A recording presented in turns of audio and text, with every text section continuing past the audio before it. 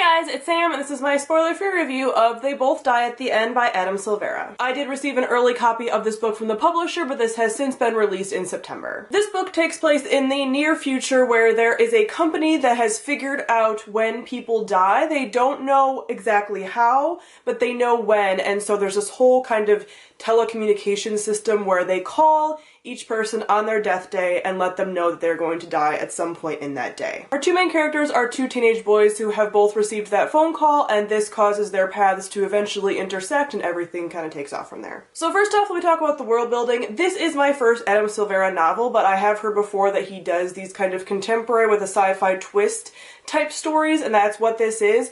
Like I said, there is this kind of technology element to people knowing when they're going to die, and along with that, there are different websites and different apps that have popped up because of this phenomenon. So there is an app called Last Friend in which you can find your last friend for the day, and this includes people who are both dying that day as well, and people who just want to meet up with people that are dying. There's also different like hookup apps, there's blogs that follow people on their last days, stuff like that. So that has a sense of like realism to everything, because if this was a thing, those things would happen. You know, this is taking place in the near future, so the social media isn't that different than ours. I think they mentioned Twitter, possibly Facebook at some point.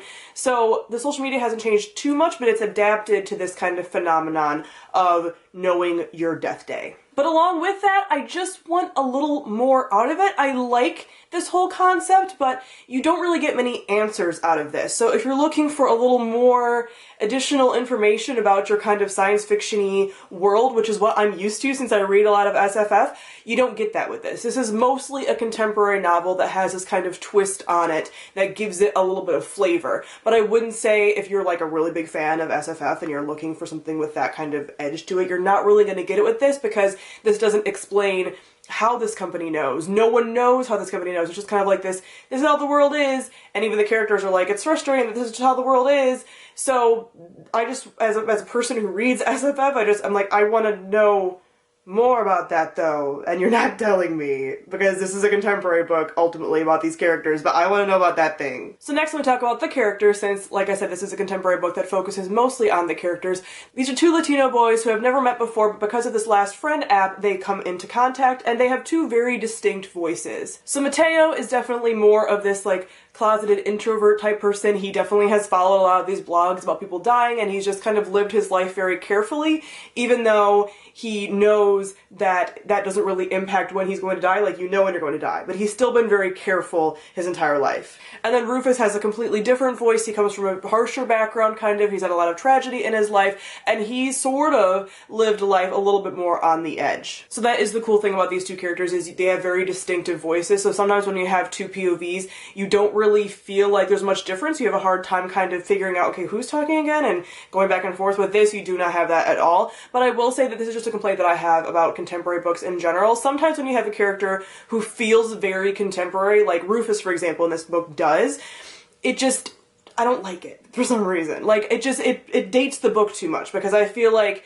the things that he says and the slang that he uses and stuff like that is just going to date this book a lot, and that's kind of the nature of contemporary. That's why a lot of people like contemporary, but I don't tend to like contemporary because of that element, regardless of the genre or who's writing it or who the characters are. I just don't like a lot of those references, because it just pins me to a certain point in time, and I don't like that. So I don't like when a character is too like of the now and too based, like their slang is too close to right now, because it sort of almost pulls me out of the story, even though I read this right when it came out. So I'm reading it at the current time when the characters are experiencing these things and talking this way, but it still just feels jarring to me personally. Lastly, let me talk about the plot. This book takes place obviously in just one day, so it's kind of one of those books that, if I could describe it any way, it sort of is Aristotle and Dante discover the secrets of the universe, blended with the sun is also a star. And that's kind of what you get with this like sci-fi element mixed in, because it's these two characters who meet by chance, two guys who form a friendship, and then a little more, because this does involve a guys loving guys relationship. So you have that Aristotle and Dante element mixed with that the sun is also a star, one day, you know, what does this mean? Insta sort of lust, love, but because of the dramaticness of the situation kind of element. So if you like both of those books, you'll probably enjoy this. This does make it a big page turner because you just want to know what happens. The day is counting down. You want to know like what is going to happen and how they're going to die and what the whole situation is. And I really like that this book kind of examines, are they dying because they met or not? And what came first? The like death situation, like what's the cause and effect? All right, do you follow me? Like, is it because they were going to die that they met? Or are they dying because they met? You know, that is the question that this book kind of asks, and I found that really interesting. So while at times I felt like this book was just kind of gimmicky in a way, like this whole Death Day thing to me is a little gimmicky. Like some of these contemporary books, it's kind of the feeling that I get. It's a gimmick used to throw these two characters together in a very dramatic way that in any other circumstance would be like, this is ridiculous, but because we have this like dramatic sci-fi-y element to it, we sort of accept it. You know? So I feel like that's a little bit of a gimmick and it kind of forces me to feel a certain way. But at the same time, I overall enjoyed this. It was fun. It felt as realistic as it could for the situation. And it mixed like humor with this kind of like dire gallows humor.